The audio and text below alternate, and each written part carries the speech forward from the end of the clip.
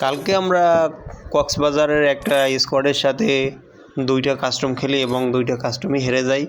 তো হারাটার পরে আমরা আরও একটা কাস্টম খেলি নিজেদের মধ্যে। তো ওই কাস্টমে আমি যে আমার সাইডের প্লেয়ার ছিল ওরা জিতছিল। তো তারপরে আমি সিয়াম ভাই আর হইলে ফ্লেক্স যিনি কক্সবাজার স্কোয়াডে খেলছিলেন আর সাথে ছিল আমাদের ইমন ভাই। তো আমরা একটা র্যাঙ্ক ম্যাচ স্টার দিই। আর র্যাঙ্ক ম্যাচ স্টার দেওয়ার পর ভাই আমাদের সাথে পড়ে ওয়ান গেমিং।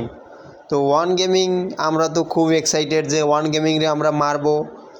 তো আমরা দেখি যে ওয়ান গেমিং লাইভে আছে কি না।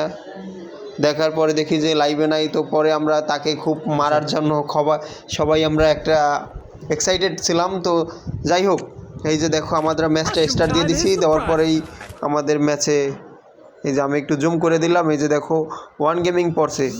তো ভাই বিবেস পড়লে একটা আলাদা মানে গেম খেলার একটা আনন্দ লাগে। তো তোমরা কে কে ওয়ান গেমিং রে চিনো আর ওয়ান গেমিং এর সাথে তোমাদের কোনো এখন পর্যন্ত কোনো ম্যাচ মেকিং হয়েছে কিনা অথবা বিবেস প্লেয়ারের সাথে কোনো ম্যাচ মেকিং হয়েছে কিনা একটু কমেন্টও জানাইও। তো আমাদের ম্যাচে আবারও পড়ে গেল ওয়ান গেমিং। দেখা যাক, করছিলাম মেবি 3-4 কিল করছিলাম। করার পরে আমরা ম্যাচটা থেকে এলিমিনেট হয়ে যাই।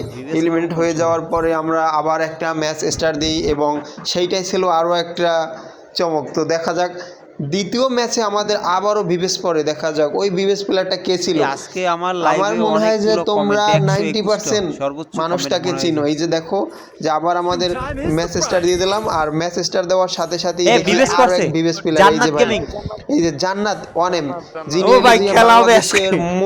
One of the most popular মানে কমিউনিটির ভিতরে খুবই পপুলার মেয়েদের মধ্যে। তো জান্নাত গেমিং পরে আমাদের সাথে।